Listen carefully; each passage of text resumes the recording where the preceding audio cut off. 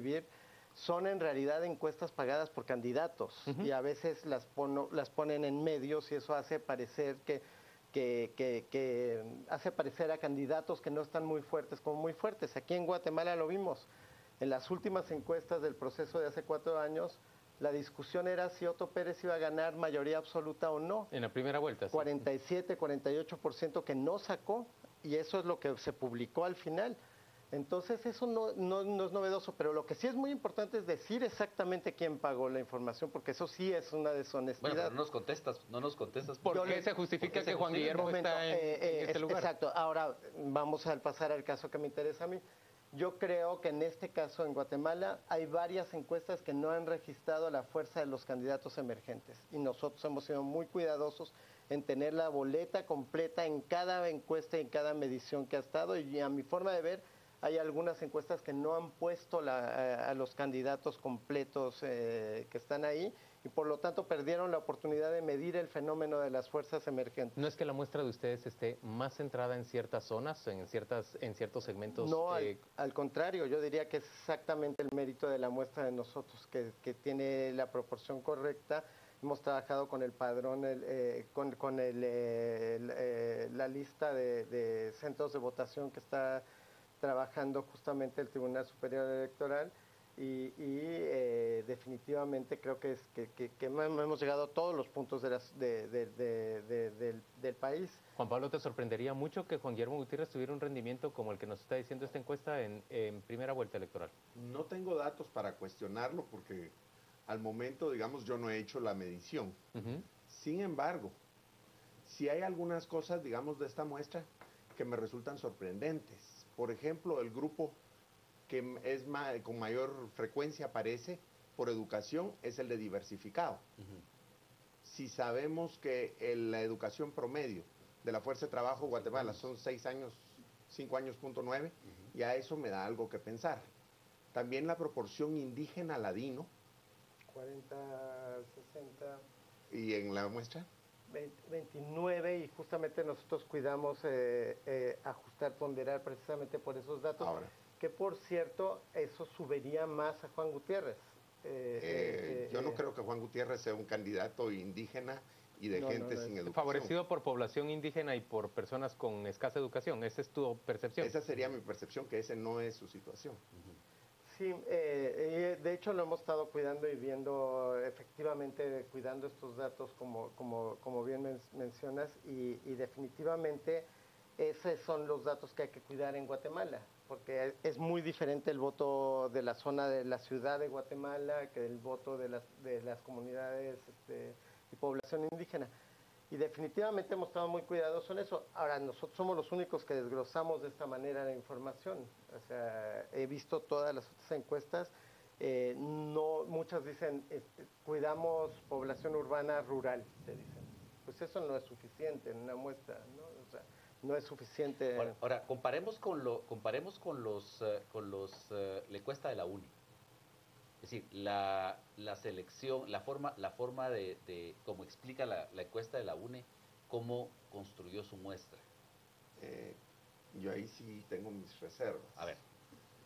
Dicen que es en los objetivos una encuesta para medir diputados. Sin embargo, la única pregunta sobre diputados que hay, no pregunta lista nacional ni departamental, sino diputados. No sé qué va a pasar ahí. Y después tiene 14 de los 22 departamentos. Si era que les interesaban esos 14, entonces la pregunta posiblemente debió haber dicho los diputados por ese distrito.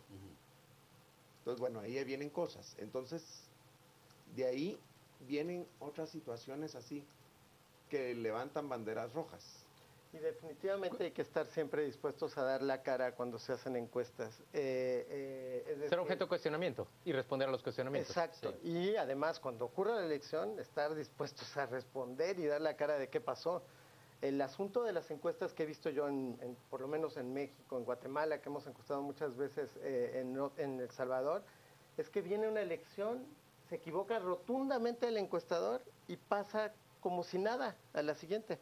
Pero aquí lo que hay que hacer es dar la cara, estar aquí presentes, discutir con quien sí sabe, ¿no?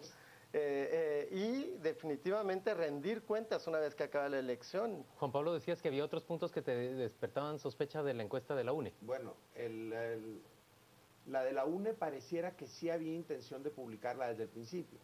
Dice que es de la UNE y que la realiza Sedatos.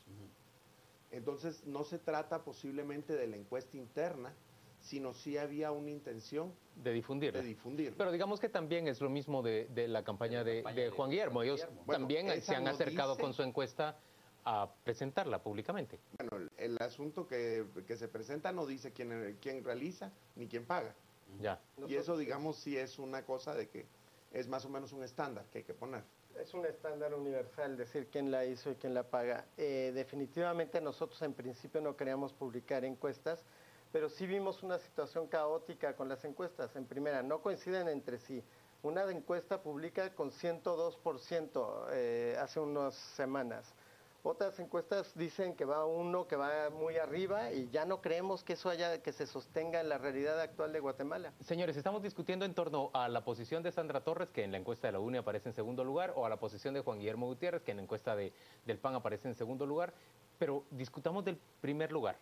Lo que muestran las dos encuestas en términos generales es lo mismo que han mostrado la mayoría, una tendencia hacia la baja. ¿Lo percibe así, Rafael? Definitivamente, el candidato... Valdizón. Esta encuesta era para medir elección presidencial, sobre todo, que es muy importante esa distinción. Definitivamente, Valdizón llegó a tener arriba de 30% y ahorita ya no está ni remotamente cerca del 30%. Se volvió de ser un candidato con una ventaja importante a prácticamente estar al alcance de 3 candidatos, no de dos, sino de 3 candidatos. Valdizón perdió toda la ventaja que tuvo durante un buen periodo y eso creo que más o menos todo lo que se ha salido publicado lo ha reflejado, ¿no? Juan Pablo lo ve de la misma manera. Yo sí miro un descenso. Es normal de que el que empezaba en el primer lugar, claro, en la primera encuesta parece que va a ganar en primera vuelta y se va bajando. Pero yo creo que en esta situación ha sido un poco más fuerte de lo usual. Y el hecho de que tiene sanciones por parte del Tribunal Electoral, que no tiene publicidad en televisión, que sigue siendo la forma básica de comunicación, han castigado severamente al candidato Valdizón en los últimos días. Ahora, hablemos de los electorados, es decir, bueno, me decías que te daba desconfianza el hecho de que había un énfasis en gente de diversificado, etcétera, en la composición de la muestra de Rafael. Bueno, es una cosa que me resaltó y yo dije, bueno, esto sí no es usual.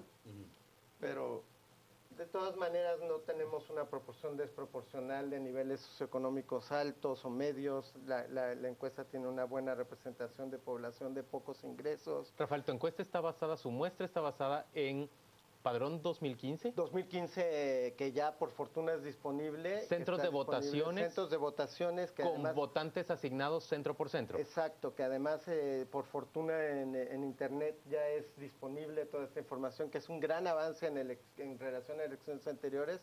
Es muy viable trabajar ahora con la lista de centros de votación, que además tienen el número de votantes que va a tener cada elección y están ahora más dispersos, mejor dispersos en el país que en elecciones anteriores. Ahora, usualmente, ¿cómo construís tú una muestra? Bueno, siempre es más o menos el mismo proceso y yo creo que cualquier encuestador hace algo parecido.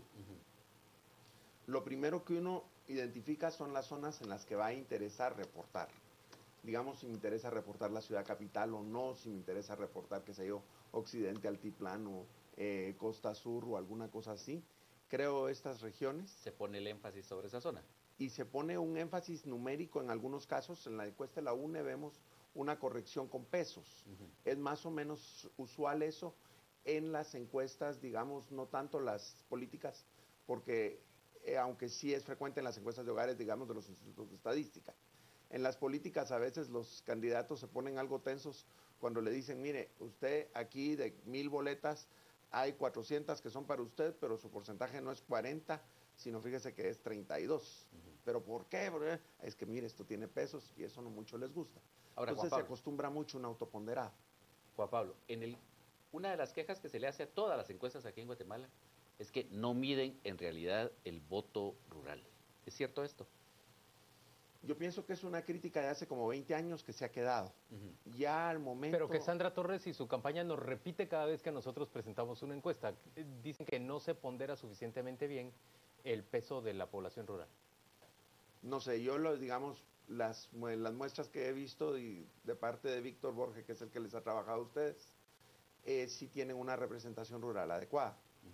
¿Cuál es el porcentaje apropiado, Rafael, de población rural versus población urbana en Guatemala? En el caso, miren, el dato más importante y relevante es el de la zona metropolitana de Guatemala, porque es donde más se concentran votos y, si no me equivoco, son alrededor de 1/3 de los votantes están en la capital y los municipios alrededor de la capital. Después de eso tenemos que ser muy cuidadosos de ir a todas las regiones. No debemos demostrar por 14 de 22 departamentos, regiones y demás. Debemos ir a los 22 porque cada voto vale exactamente lo mismo. Vale lo mismo el voto del lugar más remoto de Guatemala que el voto de la ciudad de la capital. Entonces, tiene que ser una muestra que abarque exactamente todos las regiones y las 22 departamentos de Guatemala. Y eso es lo que hay que cuidar exactamente la muestra. Nosotros tenemos eso perfectamente cuidado y antes era más difícil obtener listados completos para tener esas unidades muestrales. Por fortuna, esta lista de 2015 está muy completa. Es muy completa y permite hacer mejor que nunca este ejercicio de llegar a las áreas rurales. Voy a hacer una pregunta que es clave aquí para mucha gente que nos está viendo. Y es la función de las encuestas sobre el votante. Es decir, usualmente la gente tiende a pensar que las encuestas inciden en el voto. El bandwagon effect que le llaman, ¿no? Y precisamente por eso muchos candidatos se esfuerzan por presentar sus propios resultados. Ahora, ¿es cierto ese efecto? ¿Es determinante ese efecto? La verdad es indemostrable, porque tendría uno que poder establecer un país con encuestas y un país igual sin encuestas y ver dos procesos electorales iguales. Y no existe tal cosa como un país sin encuestas. No es posible hacer eso. Señores, entonces, la verdad, yo creo que esa es una cuestión de esas imposibles de determinar. Pero como ha dicho Rafael, digamos que un encuestador, como él, habrá de responder al día siguiente de las elecciones por los resultados, una vez que ha presentado una encuesta como la actual. Que de dar la cara y decir lo que hicimos bien o lo que hicimos mal. Pero definitivamente es un efecto indemostrable, pero los candidatos se preocupan mucho por este tipo de cosas y las campañas se preocupan mucho. Yo lo que creo que es indudable en Guatemala es que Guatemala cambió desde hace primero unos meses y muy fuerte de unas semanas para acá, y que eso es lo que están reflejando las encuestas recientes. Un gran cambio en la mentalidad de los guatemaltecos de qué es lo que pueden hacer con su voto. Señores, gracias a ambos por acompañarnos a las 8:45. Vamos con nuestro compañero Juan Carlos Sandoval. Él nos dice que se está comentando en este momento en redes sociales sobre estas encuestas que hemos presentado y la discusión alrededor de ellas. Gracias, Juan Luis. Buenas noches. Vamos a las redes. Nos dice Linda, nunca miden el voto duro, que al final es el voto rural, solo sacan las de la vuelta de la esquina, nos dice la sopa. Ese es un motivo para postergar las elecciones, están manipulando al votante. Bueno, creo que cada partido pondrá sus encuestas a su conveniencia para buscar votos. Y Elizabeth, muchos partidos, no solo la UNE, se han aprovechado de la gente que está exigiendo justicia. Aparte de los mensajes que tenemos esta noche, vamos a la pausa, a los deportes, y al regresar entramos al debate. Cristians, Manolo Castillo y Carmen Lorena Ortiz. El tema será Privilegios Valdetti. Ese también es nuestro hashtag de la noche. Privilegios Valdetti. Hablamos acerca del traslado de la ex vicepresidenta hacia la cárcel de Santa Teresa y también, por supuesto, de la orden de captura en contra del presidente de la República, Otto Pérez Molina.